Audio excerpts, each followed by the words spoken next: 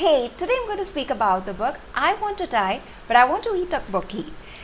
This catchy title and the very pretty and beautiful cover page, as you can see, caught my eyes, and hence I wanted to know what this book is about. So I checked behind to see if it has given a summary or gist of what this book is about, but unfortunately, as you can see, it had a lot of reviews when I checked. Like, it's just people praising about this book, and there's just one liner mention about what this book is about. And this is pretty much common. In fact, I see these days a lot of books happen to have only reviews on their cover page and not giving us an understanding of what this book is about, unlike the older times where if we wanted to know what this book is about, like during selection, all that we had to do is pick up the book and check behind to get an understanding. But these days, maybe because we have the information online and even the publishers are expecting us to check it online, I don't know, for whatever reason, it's just reviews all here. Anyways, so the one statement that's written here, it is part memoir, part self-help. This is a book to keep close and to reach for in times of darkness.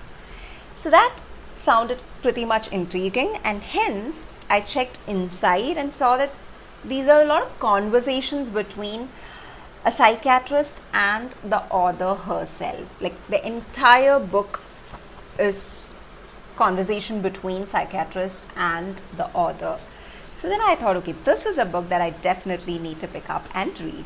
This book holds transcriptions of 10 sessions that this author had with her psychiatrist and her personal reflection after the sessions.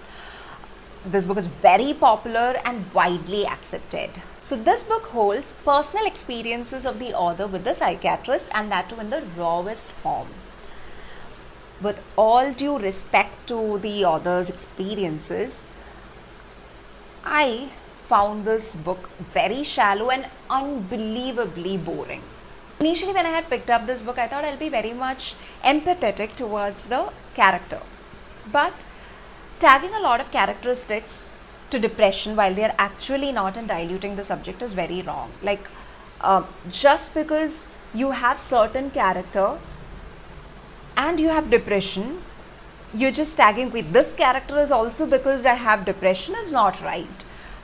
I might be wrong because I'm not a psychiatrist. Maybe all the characteristics mentioned in this book are finally falling under the umbrella of depression. If that is the case, then I'm not convinced as a reader, because that's not exactly portrayed rightly in this book, if so.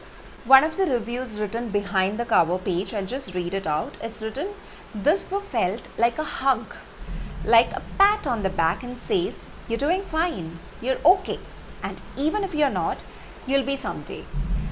But honestly, I felt like shoving it off.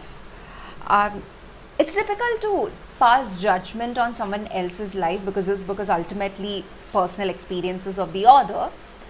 But sorry, I felt the protagonist's character, the author's character, very annoying, especially where she mentions experiences with her sister and with her friends. I could not like the character, and hence as a reader it becomes very difficult to turn pages of this book. If you're looking for a self-help or to gain universal understanding of depression, then this book will not work. It does not offer advice or tools or broader reflections beyond authors' experiences. Like, it's purely targeted towards author's experience. If you still want to purchase this book, then my suggestion would be that you go to Crossword, because that's where I found this book, or any other bookstore, or maybe even online, and read 10 to 15 pages at least and see if you're able to connect to the character. If yes, go ahead and pick this book up. But my recommendation would be to read books like Maybe You Should Talk to Someone or Wake Up, Life is Calling by Preeti Shenoy. All these are some great books related to mental illness. I've already made a video on books that I recommend on mental illness and depression. I'll share the link in the description box. You can go ahead and check that video, which speaks about some amazing books related to this topic.